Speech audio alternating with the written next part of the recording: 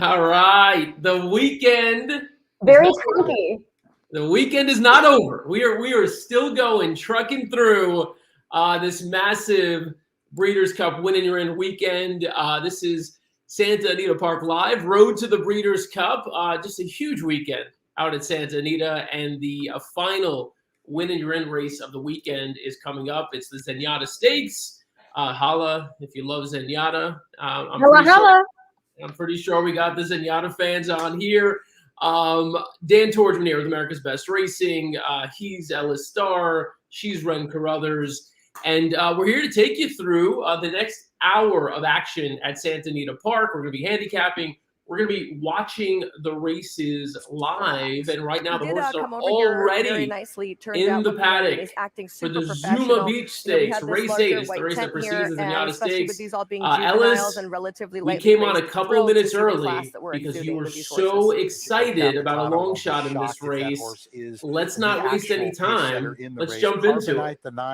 Well, there's an interesting horse in this race. Logically, for those that have looked at it, McKinnon, who won the similar race at Del Mar, the Del Mar Juvenile Turf, is legitimate. And he's even money. But there's a bunch of horses here. But the horse I think is worth considering, and I got him in all kinds of places in trifectas. This is the 10, 50 to 1 outside. Berth Cool.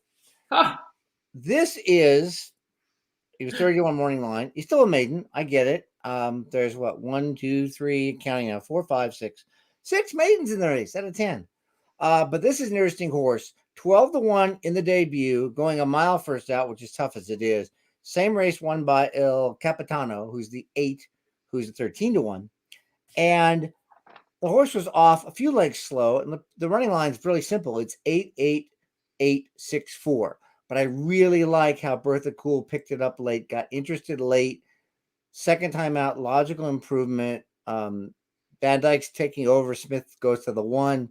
This horse is bred, and Ren, hopefully, Ren's the pedigree expert, will agree with me here. This horse is bred phenomenally. I love Carothers, first of all.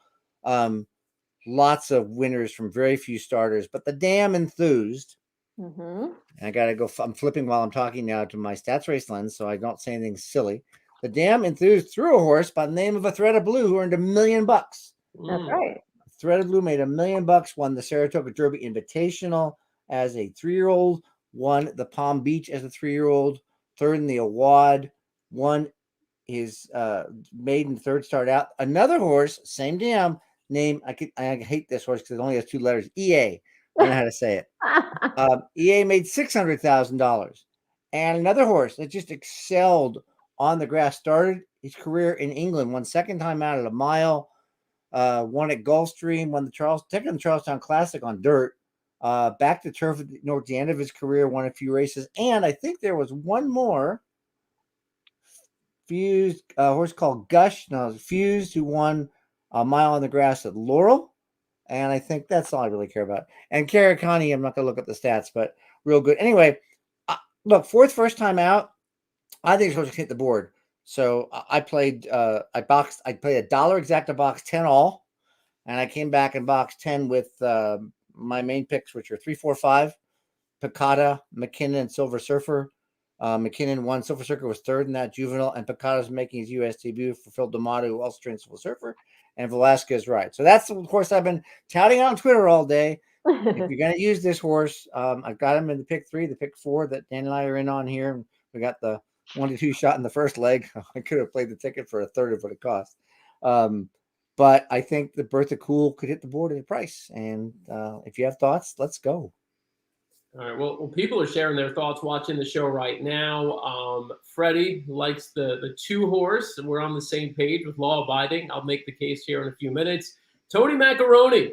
Trying to decipher what this is. I think he likes the 5 over the 4-2. So he's going with Silver Surfer, who Nick Feldman astutely points out. No surprise here. Silver Surfer had nowhere to go in the stretch last out, and now gets Pratt. Whenever you get Flavian Pratt up, usually a good sign, especially in a turf race. And Flavian takes the mount here on Silver Surfer. Lots of people checking in, saying hello. If you're watching, drop us a line here. Let us know who you like. And Ren, Yes. you heard the case that Ellis made there. Agree? Disagree? I mean, that's legitimate. That's great pedigree. He's talking about with Birth of Cool. I did go Silver Surfer on top for, very much what the reasoning Nick Feldman has. The horse really did not have anywhere to go in stretch. It looked like he wanted his, or at least the jockey, Joe Bravo, wanted him to split the horses, but then the gap kind of closed. They had to go inside. This horse was just making his first stateside run in the Del Mar Juvenile Turf. The other thing I would say, and it doesn't list it here, and I would be curious. It says he's a colt, but if you look up in the Racing Post, it says he's actually, there was a gelding notification on September 5th, which would have been when the entry was taken for that race. So I don't know if that's accurate where it says he's a colt or not. Again, the Racing Post has him listed as a gelding. He's got exquisite pedigree. You're by Caravaggio, who's a Group 1 winner. You're out of Risk It for a Biscuit. She was stakes play. She's by Kodiak. Kodiak's a great sire. He's a 3/4 brother to Invincible Spirit. That female family of Kodiaks, by the way, also includes Mishrif. The other thing I would say, if you go way, way back, it's the family like Boldnesian, who's the sire of Bold Ruckus, and Bold Reasoning, who's the sire of Seattle. So it's a really good pedigree, bottom line. And I like this horse. I think second time out, and with Pratt aboard, he's a horse you need to watch. I did think at a price, I have a bit of a long shot in here as well. That would be the 6th horse, Aquitania Arrival. That was the horse's first start on the turf. When he came out of the gate, he looked pretty awkward. He kind of hopped out of it a little bit, took him a little bit to get his footing under him, and then he just looked green, which is why we probably are seeing that the blinkers are now going on. He kept holding his head up a little bit. He was a bit wide. Despite the fact that this horse sold for $10,000, he is by Carpe Diem, who's a son of Giants Causeway. The dam here, Waving by Street Cry, she's a half sister to another really notable horse who's by Giants Causeway, and that is Bricks and Mortar.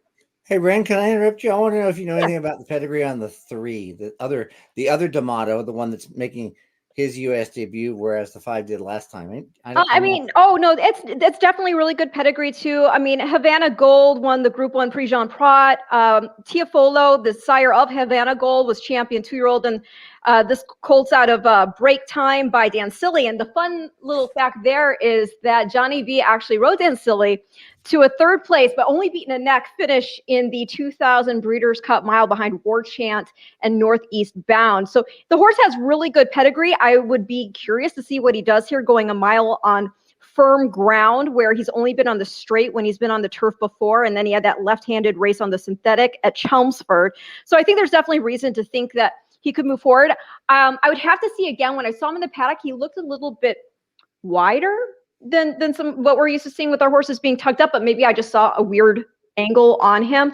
But going back real quick to that 6, the fact that the dam there's a half sister to Bricks and Mortar, despite the sales price and with the performance he did put in, I think if they can get the greenness out of him and he can focus with the blinkers going on, he could be a horse at a 30-1 price right now that you should use in your exotics. And of course, I was impressed by McKinnon. He's done nothing wrong here. He's won his last 2 starts, both at a mile distance. Obviously, you're by American Pharaoh. You're out of a Scat Daddy mare, so the pedigree suits. But the price to me for even money just can't take it. So I'm going to go 5, 6, and then if you want to throw it in for a 4, but those as my top 3, that's what it would be. I will say it is interesting to see Bob putting Carbonite on the turf. Union Rags, I mean, obviously we don't think turf with him specifically, but his dam is a half sister to Declaration of War. And then the dam there, Miss Short Fuzz, she's a half sister to another dirt horse in Cloud Computing. The family does include Marino Marini, who started his career on turf in Europe. So maybe, but it is a kind of a dirt centric pedigree. He does look gorgeous on track, but you would expect that from the Baffert barn. A lot of feedback here from the viewers of the show. A lot of people watching right now. Thank you for joining us on Santa Anita Live, Road to the Breeders' Cup. Saul going with that favorite McKinnon right now, 6-5, the 4 horse. Pops likes Aquitania Arrival, Ren. He's on board. All right. I like it. Good or bad? I think it's good. I love it when Max likes my horses. David, on the same page with me, Silver Surfer, law abiding. Daryl also likes Silver Surfer at those odds. We've got Jason checking in from Australia and giving us 5482 here at Santa Anita. He's revving up for a big day out there. James with the pick here, Silver Surfer as well. Hector, thank you for chiming in with all your picks. Remember, this is just the first of 2 races we're going to show you. Next up is the Zenyatta Stakes. But first, we're going to do the Zuma Beach here. Law-abiding, I've made the case. I want to make the case here. The 2-horse vied for the lead early on debut. That was 5 furlongs, was then taken off of it pretty early because they were going hot up front. But then made this really interesting late move where he kind of re-kicked and came on late in the stretch. I think this is a horse who's going to really enjoy stretching out. They were obviously going a little too fast for him early last out sprinting. Rispoli lands here. He's 21%, went up for Richard Baltas on the turf. And I think 5-1 is a fair price on him. Anything less than that, I wouldn't be too happy with. But 5-1, I think, is a fair price on Law Abiding. So there you have it. Ellis is going with a 50-1 shot. Berth of Cool. Me and Ren on the same Hit page. the board. And I hope I said that right. I meant to say Union Rags. I think I said it the right way. Union Rags is a half brother to the dam. There we go. Of declaration of war. Last few left to load. 34 Coop takes up his spot. All right. You can all hear this, right? You hear Frank? I can hear it. Yep. Good. Perfect.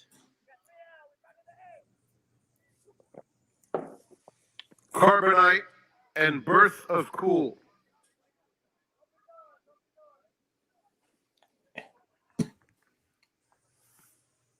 Block party with a hot take here. Il Capitano to wire the field. Ooh, let's see. Let's see. The one's going to have something to say about that. The one, by the way, owned by Aiden Butler, the head honcho at First. Oh, One yeah, more. that's right. Yes. Birth of Cool going in. Backs away.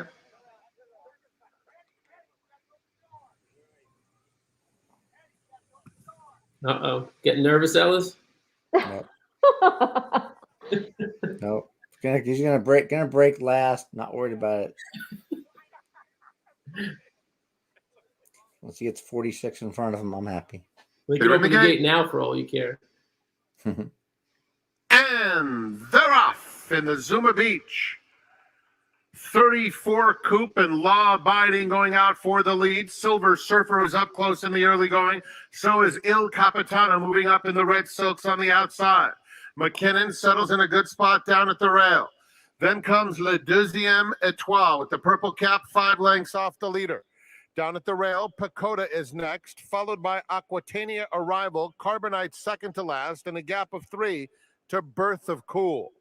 Mike Smith has 34 Coop, leading by a length onto the backstretch, with Silver Surfer in pursuit second, Il Capitano a 3-wide third. Law Abiding is fourth, about 3.5 lengths off the pace. Then Le Deuxième Étoile, racing on the outside of McKinnon with a half-mile left to go. They're followed by Pacoda, Aquitania Arrival. Birth of Cool is out of last, leaving Carbonite as the trailer. Around the far turn, 34 Coop has been there every step of the way.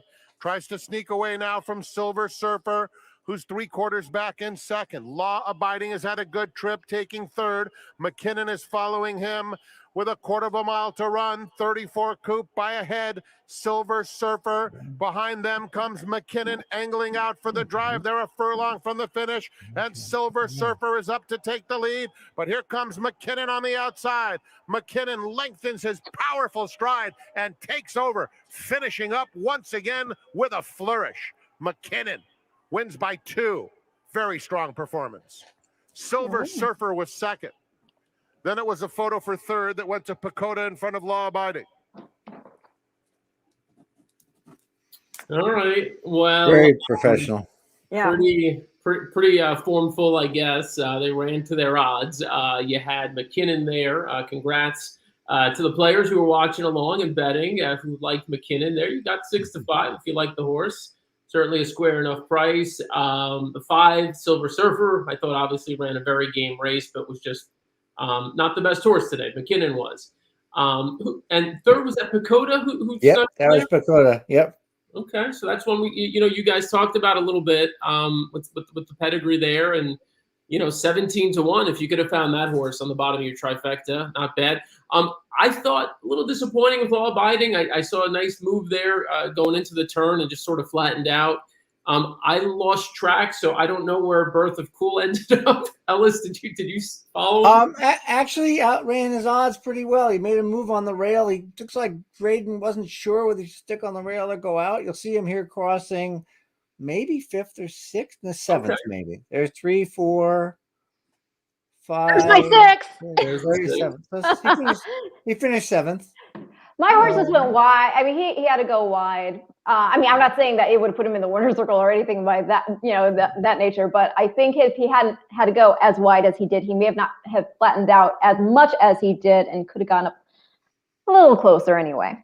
Oh, I want to say that when you handicap 2 races, look at these. I'm sure both of you agree, even though this was formed for, you got to assume for the most part at this level, they're all improving about the same rate, race 1 to race 2, race 2 to race 3, race 3 to race 4. So it was going to take a pretty big effort to beat McKinnon. We're still trying, and I just needed to 10 to hit 3rd, but that didn't happen, unfortunately. Well, big congratulations to, the Connections, ERJ Racing, Matacat Stables, Doug O'Neill, and hello. I mean, you got to love a son of American Pharaoh, right? Yeah, it's true. And the 6th finished 5th, by the way. Which one do you like the 6th? Me. That was Ren. Very good. Yeah.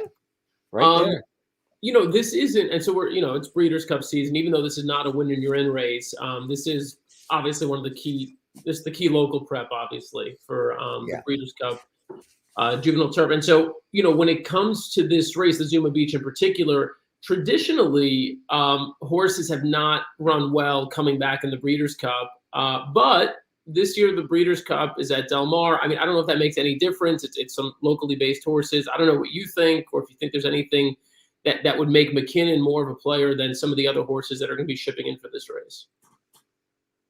I think it's going to be hard going up against any Euros. Like, I mean, if, for example, Albar goes in, I think he's going to be up against it. I mean, when you're talking about, I mean, this is a very nice horse, but I don't. It's just hard. The other ones have such an underbelly of seasoning to them. And Grant, I mean, this horse has now just made his 5th start. I don't know. I mean, then again, you got the American Pharaoh factor, and the American Pharaohs are doing well overseas as well. So, and you're out of a Scat Daddy mare. But Applebee's like loaded. I don't know who he's going to bring over for sure, but obviously our eyes tend to go to the Euros when we look at any turf races come Breeders' Cup. Yeah, they've been racing longer. We talked about this when we did our broadcast. The Talman summer winners were impressive. I mean, they had the Euro cook. They're just trained differently. They got to turn a foot. McKinnon ran very well, but it's going to take a special U.S. horse to hit a gear as quick as a European can. And traffic's really the only consideration when we get Del Mar, and probably 14 horses in these races. As Dan mentioned, we don't really have that many really winning your ins for these races. So this race, the Zuma Beach, the 10th race today, the Surfer Girl, which is for the juvenile fillies turf, the 2 races we saw at Woodbine a few weeks ago. These are the races. And you're also thinking about horses that are running third, like Pacoda, for example. There's a horse that was making his U.S. debut, hadn't run since June. That's a horse that you might want to consider for a piece if he comes back in the juvenile turf. Yeah, Nick right now I see in the comments it's mentioning Annapolis who won today. I missed watching the race actually, but from what I gathered, it was very impressive. And the pace was fast, as Nick pointed out. I wrote down the first 22 and 3, 46, almost flat, 109. And Nick made a comment that the 5 was chasing coming back, but the pace is going to be just as hot at Del Mar because you got these horses that are locally based that all they know is speed. They don't have that, again, train like the Euro to sit 2nd, 3rd, 4th, and then just get a gear and go. So I think you're going to see as fast a pace. I'm not sure I disagree or agree with Nick. He's got a good point, though, about Silver Surfer kind of chasing that pace and whether that's going to do any good against a horse with a big turn of foot, which you might see with one of the Euros. If you're just tuning in, you're looking at McKinnon, who just won the Zuma Beach. But stay with us. We're about to show you the Zenyatta Stakes coming up in just a little bit here. Winning you're in for the Longines Distaff, a big race named, of course, after the great Zenyatta. So while everyone's commenting about their picks in these races, we want to continue to hear who you like to win the Zenyatta Stakes, but also share your favorite Zenyatta memory. Let us know why you love Zenyatta, or if you want to make a case against Zenyatta being... Oh, no, don't you dare. What is wrong with you? No. Ren, for all the Rachel fans out there. Ren, we should take over the show and kick him off for that. I know. I mean, my gosh, it's just, that's just, it's cruel. You're cruel than usual punishment. Here. Oh, see, look, he's gonna boom. Check that out. There's the one. There's the right one. There you go. I thought Ellis was leaving the show there for a second. I think that's the right one. Hold on. Is that the right one? Yeah, that's her. I thought he was walking off. Yep. But I'll say this, Ren, you think I've been cruel to Zenyatta because I've been playing the Breeders' Cup. I know. You get like some sick pleasure out of it. So just for you, producer Greg Charkoudian said, you know what, we got to put together a nice montage, a nice collage to get us psyched for the Zenyatta Stakes, looking back at Zenyatta. So let's take a look at it. And it's Zenyatta cutting away. Music note running on gamely. Cocoa Beach down at the rail. Zenyatta's going to come home to score. Undoubtedly now a living legend. Zenyatta has a lot of ground to make up. Zenyatta, if she wins this, she'll be a super horse. She's starting to pick them off though. Zenyatta going to hook to the outside. Meanwhile, it's Colonel John. Summerbird in the red cap. And Zenyatta's come to the outside. Zenyatta coming flying on the grandstand side.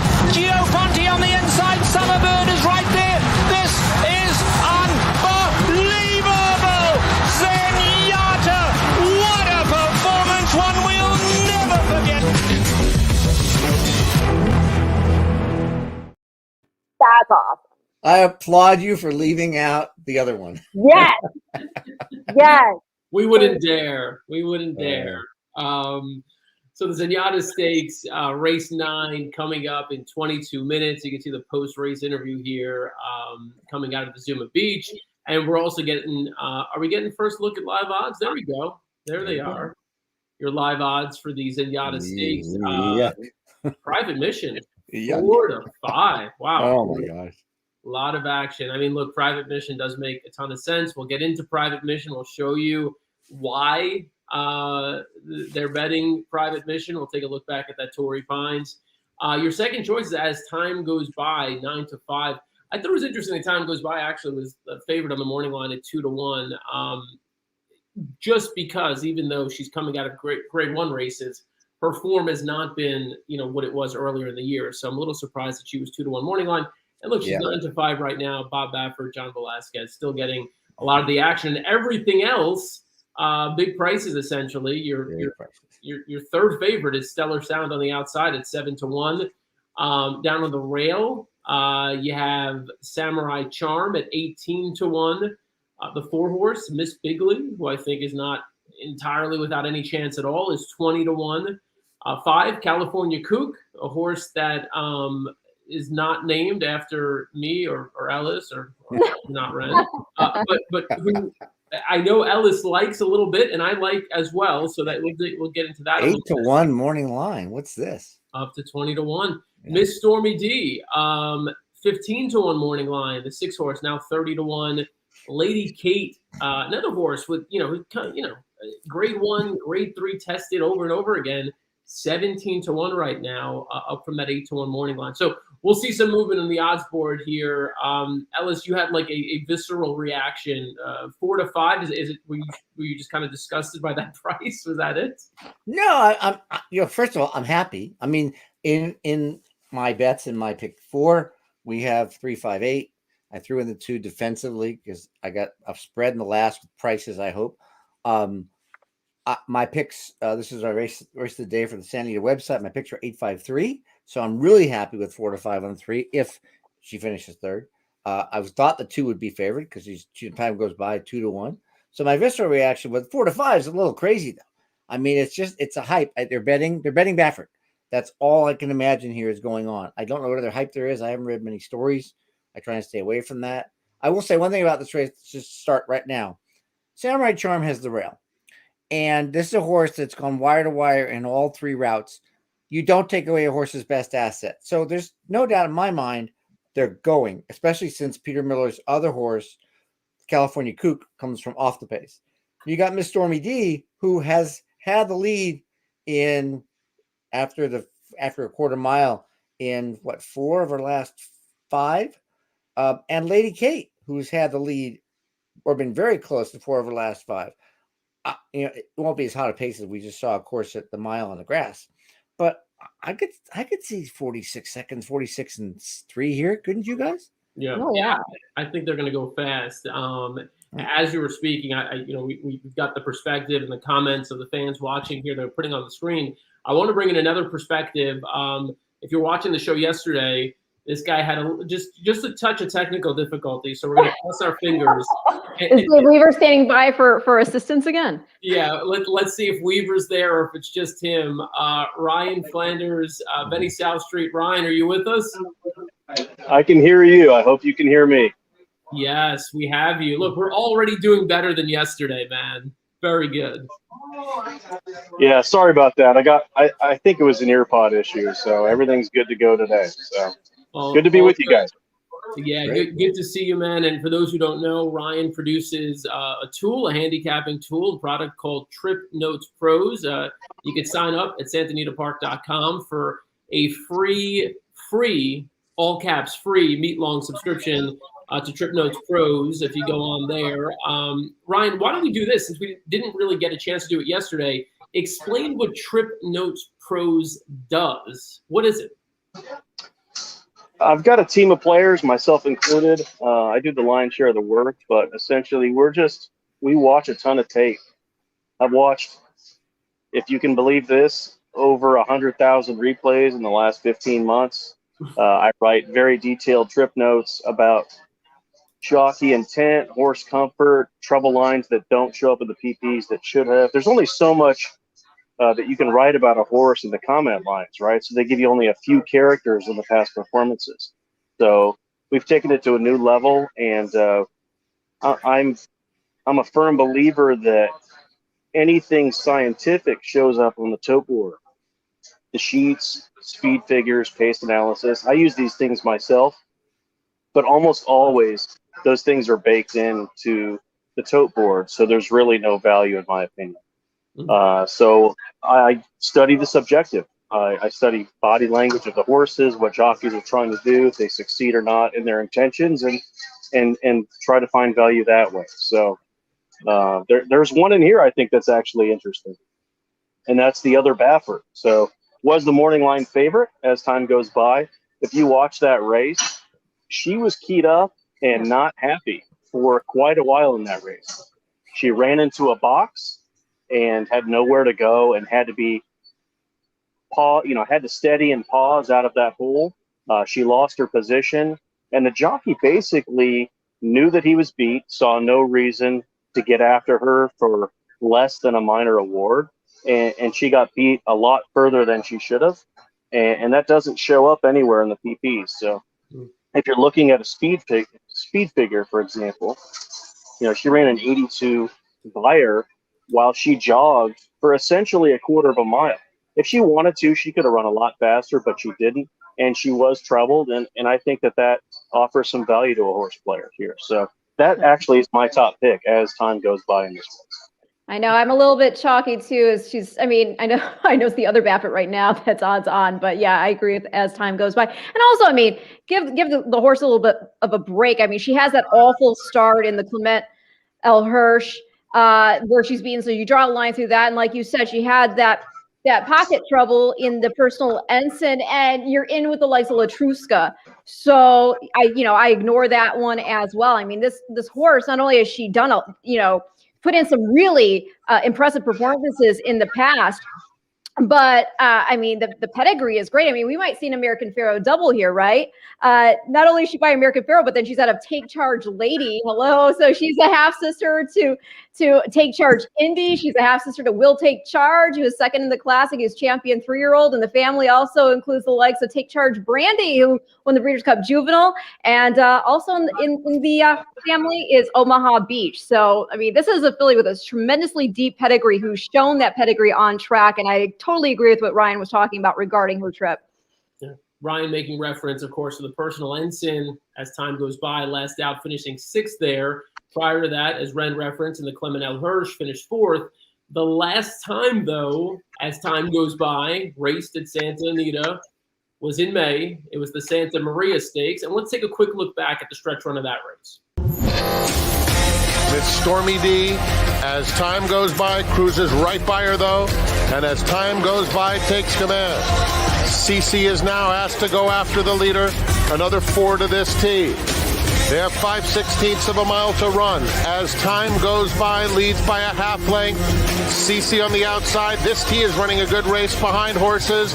Miss Stormy D at the rail. They're at the top of the stretch. As time goes by, this tee running the race of her life into second. On the inside, Miss Stormy D. CC is next. Final furlong. As time goes by, a length and a half. This tee posing a threat. This tee trying to get to As Time Goes By, who leads by a half length. As time goes by, or this tee. As time goes by, this tee. Here's the line. Photo finish. Noses up and down.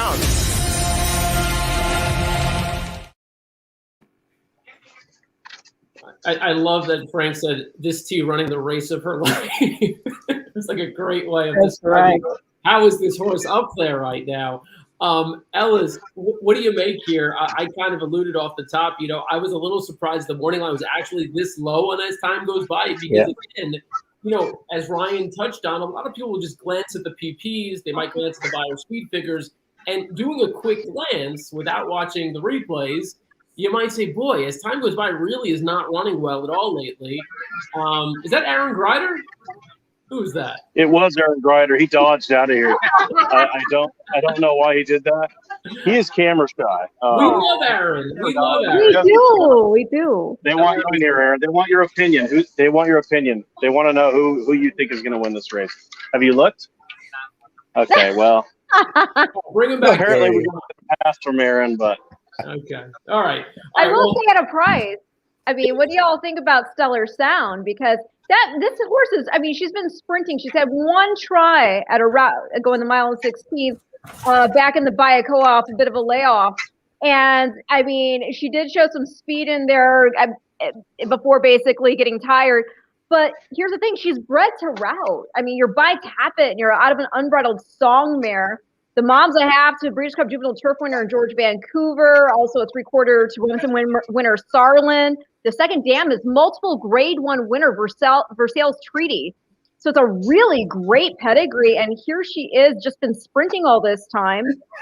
I think this is a horse that could upset. Oh, you got? Yeah, okay. There you go. I knew that was a great transition to Ellis. I was going to say, Ellis, first of all, are you buying As Time Goes By? And secondly, I know you love the horse on the outside, Stellar Sound. All right. I promise not to talk the whole 11 minutes that are left. Look, let's talk about Time Goes By. Benny and his crew do great work. I don't buy Mike Smith wrapping up, not doing anything. Before that, both maybe, I don't know. But I read the footnotes. This horse was just empty. I think she's sour. If she beats me, she beats me. I reluctantly used her on pick 4. I got her on no other tickets at all here. As you saw, that was my Santa Anita selections. I have 853 here. Stellar Sound's my top pick. I love 2 sprints into a route. It's a great play. She ran a mile when she moved from Baffert to McCarthy last October off an 8-month layoff and won by 7 as a 104 Equibase speed figure. And I only mention that to put it in perspective now because As Time Goes By's best race was a 107 in the Santa Maria back in May. Really, that 104 is the best figure in the field. Stellar Sound runs back to that mile off the 2 sprints. I think McCarthy's pointing. I think the sprints were preps. I don't think she needs the lead because, as I said, you got Samurai Charm, Miss Stormy D, Lady Kate, Van Dyke since 4th here. Is a great price at 6 to 1. Then you get California Kook. Believe it or not, she broke her maiden in her second start in a dirt route, or first dirt race. I think it was a sprint. I don't remember right now. But anyway, no dirt again for 12 races, 13, until that July 31st race at Del Mar when she wins by 3 in a Calbred allowance race, comes back at 8 to 5, gets beat 3/4 by Samurai Charm. He went wire to wire that day, which isn't going to happen today. And so California Kook, and you got interesting jockey switches here because Hernandez gets off Stellar Sound for Miss Bigley and Pratt gets off California Kook, but I got no problem with Van Dyke and Cedillo here. So I'm sticking with my guns here. I'm using Private Mission because she's legitimate. She skipped the Pennsylvania race. She can sit second early, couple lengths off, but she's going to be 4th here if all the speed goes like I think. But Stellar Sound, the way she ran that back to that route she ran where she was 2 lengths off, 2.5, and then she just took over and won by 7. That's the kind of race I think she could do. And we know McCarthy's just a sharp guy. California Kook, again, those last 2 races were solid. The last got a 1-on-1 Equibase figure, puts her right there. So as time goes by, as I said, I'm going to take a big stand against her here. I think she's empty, sour. We'll see what happens. All right. So look, you bashed Ryan's pick. We're going to give Ryan a chance to bash your pick on Stellar Sound. Before we do that, though, you did mention the 7-length win in the allowance. Last time we saw Stellar Sound at Santa Anita. 2 races back, she raced at Del Mar, another allowance race, and let's see how she finished up there. Top of the lane now, and Bella Vita, Scottish Star in the gold cap. Let's see, Stellar Sound now is going to have to swing a little wide to find room. Now she has straight sailing. Stellar Sound comes to tackle on the grandstand side. Scottish Star's going on. Bella Vita on the inside. Scottish Star, Stellar Sound going to run to the wire together. Scottish Star, Stellar Sound, a nose in at Stellar Sound. And you'll also notice she didn't change her lead till mid-stretch there. Ryan, Stellar Sound, yay or nay? Yeah, me and Ellis are we're worlds apart here. So it is what it is. This is the great thing about horse racing, right? So you can get sharp minds that they come together and they just totally disagree. And I thought that, yeah, I do think that she was a little bit empty, but why beat her up and run faster if you're not going to earn anything for it? So I thought they just saved for another day. And I think she's one of a few that can pass in here. So I think she's going to trip out and fire a big one in the leg. All right. I'm all about the other baffer. All right. It's always the other baffer. How many times have we seen this story? We don't need it authored too many more times, right? It's happened hundreds of times, and I think it's going to happen here again. And are you just? I mean, are you not? I mean, do you think they're going to run 1-2? I mean, obviously, Private Mission's taken, a ton of action. And I think, again, visually, I mean, it's a horse who doesn't need the lead, can sit just off the speed as well. What do you think on Private Mission? Well, actually, so I track biases. Every day I spend about an hour and a half, and I go through all the cards and I look at the charts, and then I watch the replays when the charts show that maybe something was there. And the favorite Baffert, actually, I had as a strong front-running bias that day, so I think she did have a little help. I do like it when horses leave the bias, right? So when they run away from the bias, you can't – sometimes they get carried home, and that wasn't the case here. She left the pack, which is a good thing, but there still was a front-running bias on that day. So it's a tiebreaker for me. The way I look at it is if the track helps and you're faced with a decision, you're going to go against or for the horses that are aided or run against that bias. So that's why I didn't like the 3 in this race. All right. That's good information. Fading a favorite, sometimes just as valuable as picking a long shot. But while we have you, and we're going to let you get back to the races there because you're at Santa Anita. Last question for you, Ryan. You got, I mean, at least for those playing this race straight up, they're looking for a long shot underneath and their exactas or trifectas. Who are you putting them on? We heard Ellis likes California Kook a little bit. Is there a price in here that you'd use in those combinations? Oh, you put me on the spot. Come on, man. You can do it. You can do it. How about Miss I would probably, let me look at the tote real quick. I'd probably land on the 7 if I were looking for a price. Lady that was Kate. A good effort. Lady Kate, I thought had a good trip last time, but she's got some back numbers that are pretty good. She's been competitive, and this is the goal, right? So I don't necessarily look at what's happening in the previous races coming off layoffs as that wasn't the goal. Today's the goal. This is the big one. If she's going to fire a good shot, it may be today. So probably the 7, Lady Kate. All right. Love it. Ryan, Trip Notes Pro, just last chance here. Just plug it. Let people know where they can get more of it. It's easy. Thank you for that. I appreciate the plug. Yeah, head to santaanita.com, hit the handicapper section. There's a link. Everything's free. I spend about 12 hours a day looking at replays, which If you like looking at replays, great, go do the work. But if you want to stay lazy like most people, click the link, sign up. It'll take you 45 seconds, and we'll give you access to about 12 hours of replays every day. So the entire autumn meet for Santa Anita is free. Awesome. Ryan Flanders, known as Benny South Street on Twitter and on social media channels from Trip Notes Pro, putting in all the work for us, making life a little easier. Ryan, thank you for joining us. Good luck the rest of the way out there today. Thank you. Thank you, guys. Yeah, stay lazy. Stay Good luck, guys. Thanks for having me. We'll talk to you soon. Thanks, Ryan. It's one of those comments you just showed. I mean, where Block Party says Stellar Sand can't be proud. The thing I would say again is this filly, she's done really well and made a fine accounting of herself sprinting when, again, she's bred to route. That half in the Rancho Bernardo was 44-4. And she has speed enough that she can contend as a sprinter, but she's bred to go long. So I wouldn't care that she was beaten, Let me add to that. You think about it for a second, and certainly Block Party's got a strong opinion, and that's great. But here you've got a horse that's off from December, and she won a route at a mile, and he's thinking what's coming up, and for whatever reason she's away. You're going to bring her back from December to July. What's on the agenda? Well, you're not going to route her first time out, so you're going to miss the 2-turn races at Del Mar. Put yourself in a trainer's head for a second. Those sprints are just preps. The fact that she couldn't beat whoever and that she won the first sprint, didn't win the second, to me, that's irrelevant, because the goal was never to win the sprints. The goal was to go back to 2 turns and be a contender around 2 turns. She still might be short of a race good enough to win. To throw her off the layoff, maybe she needs 2 routes to get good enough. She won. She was off from February to October, then October, December, then December, July. She might have soundness problems, but certainly she's working fine since then. She has 3 works, a 47 flat, 48 and 3 a minute, 4th of 46 on 24th. So she seems sound right now.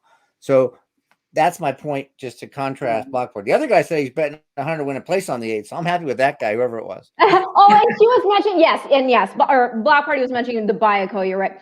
But that also, again, was like, as we were going over, that's off this layoff. So, yeah, I mean, I don't mind that at all. And you mapped it out pretty well, what McCarthy may have been thinking with that. But I mean, we'll see. Yeah. Let's do this. Why is this Zenyatta point 1? I'm sorry. I'm still mad about this. Dan, did you get a pick yet? Did you give it a pick, Dan? Well, no, I mean, that's the thing. Sorry. Who's your pick? Shrift to California Kook, because California Kook is my top pick. Okay. And your reasoning? And my reasoning is... you watched every single replay. I have watched a lot of replays. I am not lazy. That's why when Ryan was talking about the program, like, why isn't Dan part of this? He watches every replay going back to the horse's maiden start. I do watch way too many replays. I should just give in and just be lazy, like Ryan says, and just use Trip Notes. But I insist on. How are you betting this, Philly? I need to know. So I'm betting an exacta with Private Mission and with your horse, Stellar Sound. So we did see things pretty similar there. And then because the price is so good, I'm going to do a little win place bet, obviously, on the 5 as well, California Kook. And I do want to show, just kind of do a quick backtrack if we could, to the last race in which Samurai Charm and California Kook hooked up. Let's watch that, and then I'll explain why I like that race. They come to the top of the lane. Samurai Charm now by 2. California Kook is out after her second. Fifi Pharaoh's in with a winning shot from 3rd. Homeward bound now. Samurai Charm on the inside. California Kook. These two come through the lane together. Samurai Charm, California Kook. The only thing we know, it's going to be a Peter Miller exacta. Which one though? Samurai Charm. Samurai Charm holds on to win. So she loses to Samurai Charm, who's down on the rail today. But what you didn't see there is that Samurai Charm had things all her way in that race leading up to that point, while California Kook raced wide all the way around. And so I think the trip was much tougher in that race in particular. Samurai Charm got to the lead, got loose. I don't see that happening here. And I think the pace will be honest. I think California Kook will stay close enough. And at that price, I want a piece of that. So that's my interest in California Kook. You know, one other thing. Okay, so that's your interest in California Kook. The one other thing I will say regarding Stellar Sound at Los Alamitos there in the Bayacoa, another thing to remember, that opening half was running 46 and 3. But also, you know, when you're coming around that turn, Los Alamitos race course, that is the longest stretch in the country, 1,380 feet. So you've already like put in an honest effort, and now you're going down this long stretch. I'm not going to blame a horse coming off a layoff for getting tired. That's fair. That's fair. They're just about all loaded in for the Zenyatta Stakes. So when you're in for the Longines Classic, we're going to let you hear the race call here from Frank Miramati. Enjoy, good luck, and we'll react to this on the other side of the Zenyatta Stakes. Should be a grade 1. Any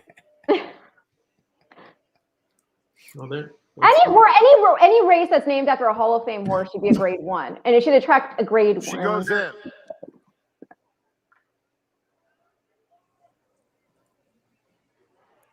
And they're off in the Zenyatta. Private Mission with natural speed. Lady Kate sent up alongside. And Samurai Charm, the pace lively in the early stages. As time goes by, comes away in 4th. Then it's Miss Bigley 5th in the early going. Miss Stormy D goes a bit wide into the first turn, followed by California Kook, and Stellar Sound is 7 lengths off the pace being set by Samurai Charm, who's in front by a length. Private Mission comes to her in second. As time goes by, a joint third inside Lady Kate. They're followed by Miss Bigley and Miss Stormy D, both of whom are about 3.5 off the lead, California Kook and Stellar Sound. They're heading toward the half-mile pole in the Zenyatta. And it is Samurai Charm leading by a half length. Private Mission comfortably placed alongside.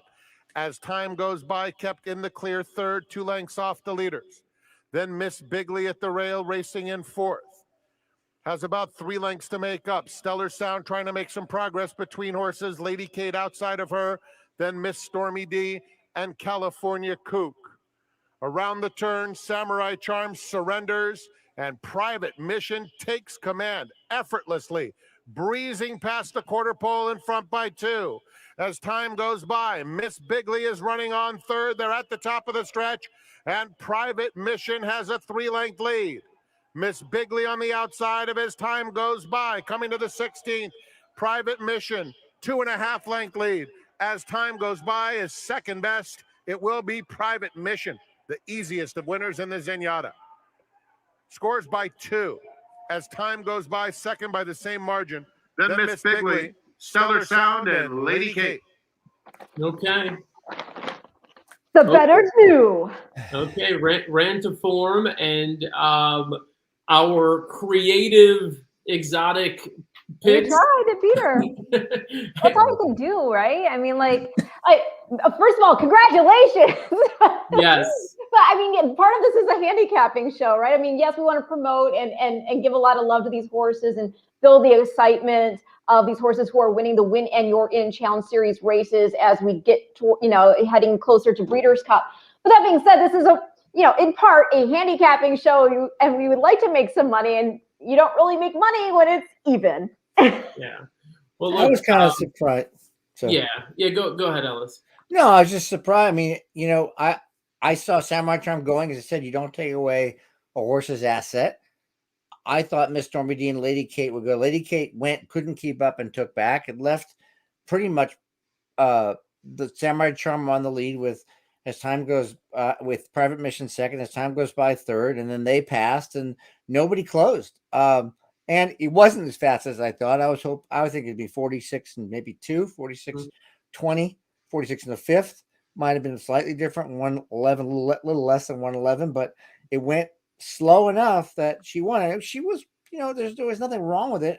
And the 2, I'm kind of surprised that she really ran third, second around the track. Not taking away from her. I mean, she did come back to good form, but she's not at her best right now. I would be interested to see her on turf personally. She has a little bit of turfy action to her, a little bit higher action. And obviously we know how well American Pharaohs do on grass. So I would be curious to see that. I mean, she didn't, look, she didn't run a terrible race here. I mean, she finished second to a horse that looks really nice. So let's say that. The other thing is, Ellis, you made a point that, you thought they'd be going a little faster. Here's the thing. I thought they might be going slightly faster too, but they did do the half in 46-4. And it's because that second quarter was pretty fast. It's not that I was surprised they didn't go faster, though. I was surprised there was nobody else on the lead with the horse that was up front with Samurai Charm. Because when I was looking at this race, I thought, geez, I mean, there are at least 3 horses in here that can go 46 flat if they want to. And so I was surprised about that. And I think that more than anything, I think maybe impacts the way some of these horses were able to come from off the pace, where I thought maybe, potentially California Kook. First of all, I don't know. Look, I mean, I'm not going to get into the ride there, but I mean, being 15 lengths off from the break, I didn't see the horse break poorly necessarily. It seemed like he was just, taken back and they just kind of went through the motions there. So, but, I think when you have multiple horses vying for the lead, plus, the pace being fast, that's when you see some horses kind of making moves and picking horses off from the back. That was never going to happen today, given the way it went. So really, it was just going to be the horse that was on the lead, going way too fast and being outclassed, and Samurai Charm, Private Mission going by, as time goes by, going by. And then Miss Bigley probably made the best move from off the pace that there was today. And, at 17-1, I think congrats if you found that one. I wasn't too far off. I wanted to make a small case for Mrs. Bigley, but I'm like, I feel like I'm going to be pushing it here. So I'd love to know. Well, I will say it's kind of cool also to just see the consistency of Black Type going to Private Mission. There is a reason that she went for $750,000 at Basic Tipton back in 2019. She's by Into Mischief. You're out of an unbridled mare, unbridled in addition to one of the most memorable derbies we've seen. Remember, Mrs. Gettner, you're going to win the derby. He did win the Breeders' Cup Classic as well. Now, the Damn Here Private Gift, she's a half sister to Secret Status. So very nice pedigree. There's a lot more Black Type to it than just that. But if I was going to condense it, that would be the name I'd throw out there first. Karen makes a point here that I tend to agree with. So these horses won't do well against the East Coast ones. Certainly, if I'm thinking of like Latruska, for example, I would say yes, that's a different caliber of horse. You guys have any thoughts on that? Well, I'll let Alice go. I mean, I don't know. Your Private Mission's still an improving 3-year-old. Latruska's in a different league, and she's 4, right? So there's a difference there in physicality. But back to the race real quick. They took off screen, but 23-6, 24-6, and then 25-4. And I was looking at the pace from yesterday from the Awesome again, and it was a little different. The third quarter that Medina Spirit got was 25. This was the third quarter. This was about the same split. This is what's happening right now. They're slowing down. And nobody's speeding up. I don't know if it's the track. And no excuse. I'm not trying to make an excuse for any horse, but it's interesting to watch these pace scenarios unfold when these horses are getting on the lead. And I mean, I thought Miss Bigley, by the way, was going to get second at about the 8th hole.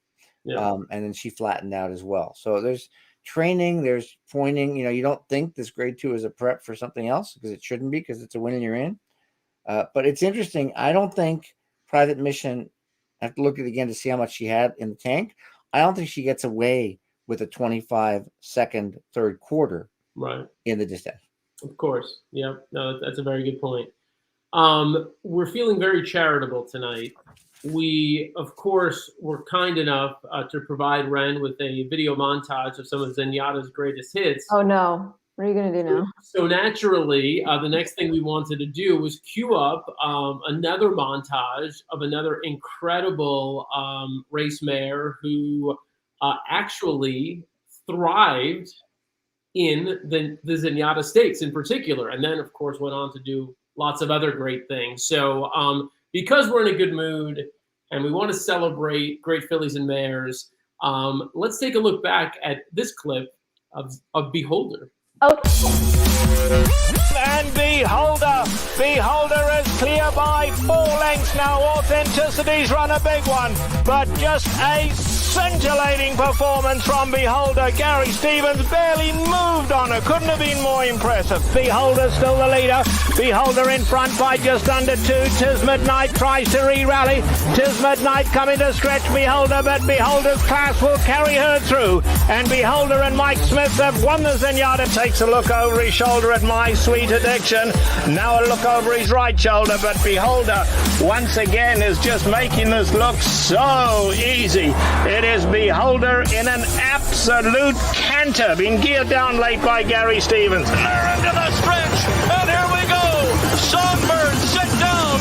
Beholder is alongside. Forever Unbridled is 2.5 lengths behind them. Furlong to run. Songbird, Beholder, they are nose to nose. This race living up to its expected power as they come to the wire. They're nose to the park. It's Beholder. I think she got her head down on the line. You see, Ren, we even removed the photo where Songbird actually wins. No, I'm happy. I was happy either way with that. The only way that could have been better if it were a dead heat. No, I'm kidding. Yeah, I mean, I love the whole Songbird. The And I argument. always troll, right? Like I love the idea that Songbird really won. They moved the wire for that one. I love that. Don't crack me up, dude. So look, we've got a couple of minutes here before we wrap up. I know we only promised you the Zenyatta Stakes, but we had the Zuma Beach. And of course, there's one more race here that, as we mentioned, is essentially a prep for the Breeders' Cup Juvenile Fillies Turf. And that's the Surfer Girl, which is the next race at Santa Anita. We're going to check out before that race goes off. But that doesn't mean that there isn't time for Ellis to share a selection in here and how he sees this race unfolding. All right, here goes. 7 Hemmerly, 11 Sterling Crest, 6 Brandon's My Lawyer, and the 5 Helen Wells is currently the favorite. If you want to go one deeper, use the 3 Cairo Memories. Hemmerly comes out of the race won by Helen Wells. Here, Helen Wells 6-5. Hemmerly's 12-1. It was a maiden race, and Hemmerly ran well, but really did have a bad start. Came running, didn't really flatten out. Got beat a nose and a nose for second. Winner won by a length and a quarter. So that's really a good race. Now, this horse is a homebred by LNJ. I hope Jimmy's not watching. She always thinks I jinx her horses. Hemmerly is a half. First of all, both the foals of the dam. First, she's a tappet, and let Ren talk about that. Both foals of the dam are turf rat winners, and one of them is another beautiful gray named Dog Tag, who runs her heart out every time. She was third in the Rodeo Drive yesterday behind her stablemate and going to Vegas, and Dog Tag runs very well. Joe Bravo rides as Pratt goes on. Helen Wells, who I get it, but this horse has a lot of upside and a great price. Then the 11 and the 6, I talked them together to come out of the same race. Brandon's My Lawyer won a maiden race at 5 furlongs, drew off a little bit at the end, also bred to go long on both sides of the pedigree, lots of upside. And Sterling Crest, who got beat a half a length, Brandon's My Lawyer, who was 6-1 morning line, is now 9. When I looked at the morning line, Brandon's My Lawyer was 6-1. Sterling Crest was 10-1. Now they're 9-1 and 12-1. You can't ignore them. And then Helen Wells being bet off a second place finish, beaten ahead in the Juvenile Fillies Turf, bumped a little bit about the 3/8. I don't think it made a difference. Comes from dead last. The horse that won the race, the 9, Liam's Dove, interestingly enough, is 9-1 here. And she won that race wire to wire. Again, I don't think it's going to happen. It's simple as stretching out. Saturday Night Girl went wire to wire in her race. The 8 Sacks, I think, wears blinkers. I think she just couldn't get the lead last time. They might send her. And the 9 Liam's Doves. You have 4 early horses here, and maybe the 1 goes. So it's a lot of speed. Sets up for the closers. That's where I'm at. 7-11, 6-5. If you want to go deeper, 3. I will say this. I definitely did not go through all the horses in this race, but I think it is certainly safe to say there might be horses in here who are bred as well, but you will not find any horse bred better than Hemmerly. As Ellis already said, she's a half sister to Dog Tag. She's by Tappet. But not only that, thing to remember that dam there, Diamond Necklace, she is a half sister to freaking Shamar Doll, okay? And then and that would mean that the grandmother Helsinki, she's a full sister to Street Cry. So I mean, it's exquisite pedigree, and that's why again, you might find a horse bred as nicely, you will not find a horse bred better. Nick Feldman has been commenting about, how many favorites there have been and how just terrible it is when you're betting and favorites keep coming out. And I agree with Nick. I don't like, I hate when anything is just chalk. So I agree. And then Pops, you can tell it's in our pedigree. We need a long shot to close out. And so I'm with that. Ellis, it sounds like if you're going to give us a long shot, it's going to be Hemmerly here, right? Absolutely. Okay, we'll take 12-1. You know what? The horse, she could even drift down to 10-1, and we'll take that. So, all right. Look, this has been a lot of fun. I'm gonna go ahead and take this off the screen. We've done so many of these over the past few months, and we're kind of winding down because it's almost Breeders' Cup time. So I know it's crazy. It's wild. So I want to thank everyone for tuning in, not only to the show. Next week. I know. I'm so excited. Got more winning your in coming to his backyard. That's right. Breeders' Futurity, baby. Yes, I'll be out there that day. Alcibiades. I'm sure most people watching already know this, but let's just do it for old time's sake. Ellis, as you take a big swig there. Where can the good people watching find you and find your analysis day after day, week after week? Me? Well, if you follow me on Twitter at UberCapper, that's the best way because I tweet all the links. But I will be doing a race of the day for Keeneland. As always, race of the week for Equibase and for ABR, which is a stakes race. And I do a blog that covers 3 to 5 stakes every weekend for Amwager. Everything's free. No barriers, no registrations, no buy-ins. And I do one for Keeneland Select. So there's about a lot of stuff. And Woodbine as well. And Santa Anita's website. So is that all, Ellis? That covers it, yeah. Is that all? That's it right now. Every now and then he finds time to eat. Yeah. Are you doing any Finger Lakes analysis this week? No, I didn't. But I actually made the mistake of playing the big carryovers at Prairie Meadows and at Hastings last week. All right. Well, that's what those really dark beers will do to you. So, Ren. Zenyatta, she drank beer, right? Oh yeah, that was always a great fun anecdote for sure. Oh my gosh, that's the clip y'all should have pulled up. I know. The Guinness? Yeah, when she drank her Guinness. Yep. Ren, where do people find your work? You do more than just the handicapping, right? I mean, you're interviewing people. What are you doing? You're doing a lot of things. Well, okay. Well, like Ellis, I do provide selections for Woodbine, although my pick today was third, so sorry. But yeah, my main source of attention, obviously, right now is Breeders' Cup, and I do a weekly show, the Future Stars Forecast, talk about the 2-year-olds because I am known as the Petty Geek. Which is why I drop so much pedigree knowledge whenever I have a chance to speak. So in addition to the show, I also provide write-ups on the preps that have been run. Also going to be doing a little fun thing with ABR coming up. We're also going to be doing an extension for Breeders' Cup related to Future Stars. So you'll have to keep your eye out for that. I will be going to the Breeders' Cup, and what we love to do, I get together with my good friend Ernie Munich, and we go to the barns. We shoot these little features with the horses and the connections, and then we pop those up week of Breeders' Cup, and just to get people excited, see these horses, get to know them. So that's what's going on with me, really. And I'm just excited, and I feel very blessed to be able to work at what I actually love to do anyway.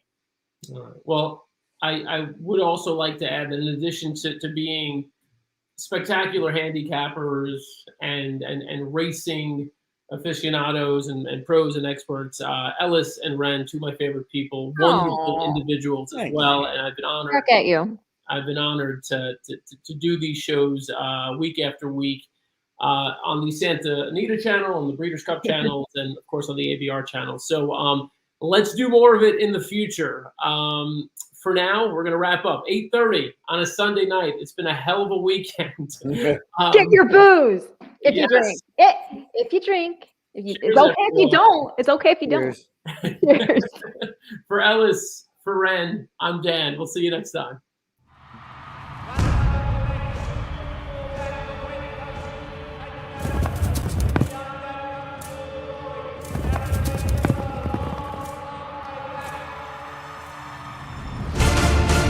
Really is a special thing to see it come to Del Mar and for Del Mar to be put on the world stage. And it seems like fans, not only from around the country, but around the world, have really gravitated to the event. So glad you could join us in this beautiful Southern California afternoon. Pristine conditions for championship racing.